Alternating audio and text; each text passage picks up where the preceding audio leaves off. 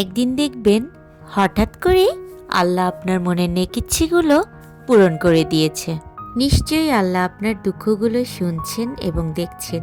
একটু ধৈর্য ধরুন, সব কিছু ঠিক হয়ে যাবে। আল্লাহ তাআলার উপরে ছেড়ে দিয়ে দিন, ইনশাআল্লাহ একদিন সব কিছু ঠিক হয়ে যাবে। উত্তম সময় এবং উত্তম মানুষের জন্য অপেক্ষা করুন। সঠিক সময় সঠিক মানুষ আল্লাহ সুবহানাহু ওয়া তাআলা ঠিকই পাঠিয়ে দিবেন। আসসালামু আলাইকুম এভরিওয়ান, সবাই কেমন আছেন? কি অবস্থা সবার? আমি আন্নি শেখ চলে আসলাম নতুন একটি ভিডিও নিয়ে। সবাই মিলে আজকে আমরা চলে এসেছি মিরপুর চিড়িয়াখানাতে। অনেক বছর পরে আমরা চিড়িয়াখানাতে আসলাম, আর পরিবারের সবাই একসাথে আসাতে একটু বেশি মজা লাগছিল। তো এর আগের একটা ভিডিও আপনারা অলরেডি দেখেছেন যে আমরা চিড়িয়াখানার বদলে পাশে বোটানিক্যাল গার্ডেনে চলে গিয়েছিলাম ভুলবশত। তো ভিতরে ঢুকে দেখছি এ তো চিড়িয়াখানা না, botanical garden. By the way, তারপরও আমাদের কাছে খারাপ লাগেনি, ওইখানেও ঘুরছি। আর পাশে চিড়িয়াখানা, পরবর্তীতে আমরা ওইখানেও গিয়েছি।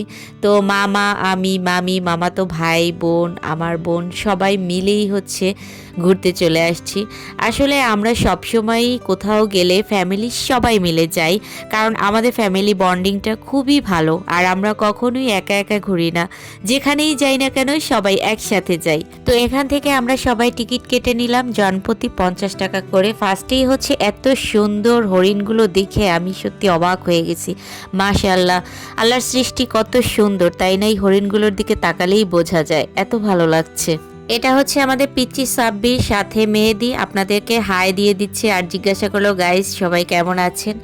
আর আমাদের ফ্যামিলির প্রত্যেকটা মানুষ খুবই ফ্রি মাইন্ডের। আমরা সব সময়ই সবাই খুবই মজা করি, যেখানেই যাই না কেন একসাথে যাই এবং একসাথে খাই আর অনেক মজা করি। চিড়িয়াখানাতে বেশ কয়েক বছর আগে এসেছিলাম, আর এই যে আজকে আসলাম। তো এখানে এসে মোটামুটি ভালোই লাগে, কিন্তু চিড়িয়াখানাতে সব থেকে বেশি কষ্টের অনেক হাঁটতে হয়।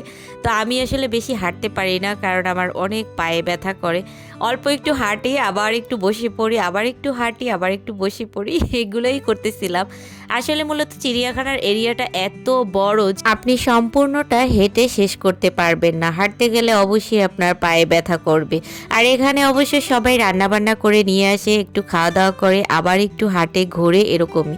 যাই হোক, এই আমাদের বানর মামা। এটা সাব্বির কিন্তু কারণ সাব্বির এত বান্দ্রামি করে যা বলার বাইরে। যাই হোক, আর এটা সজারুটার এখান থেকে একদম গন্ধ আসছিল বিশ্রী, তাই এখানে বেশিক্ষণ আর থাকি নাই। পরে আমরা অন্য জায়গায় যাব। তো এই এরিয়াটা কিন্তু অনেক বিশাল একটা এরিয়া। এখানে আবার এসে আমি একটু ফটোশ্যুট করলাম। মূলত আমরা বাঘ মামাকে খুঁজতেছিলাম, কোন জায়গায় আছে। খুঁজতে খুঁজতে আমরা এই দিকে যাই, ওই দিকে যাই। আসলে এটার এত বড় একটা এরিয়া যে এই মাথায় গেলে ওই মাথায় কি আছে সেটা বোঝা যায় না। যাই হোক, খুঁজতে খুঁজতে অবশেষে আমরা বাঘ মামাকে পেয়ে গেছি।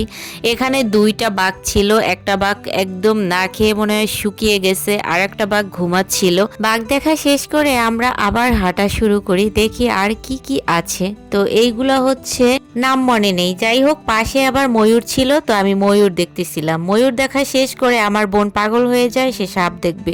ভাই, আমার সাপ দেখলে একদমই ভাল লাগে না, আর বিশেষ করে আমি রাতে একদম ঘুমাতে পারি না, আর ওইগুলো খাওয়ার সময় আমার মনে পড়ে, তাই আমি আর ওগুলো দেখিনি। তো ভিডিওটা এই পর্যন্তই। সবাই ভালো থাকেন, সুস্থ থাকেন, আল্লাহ হাফেজ।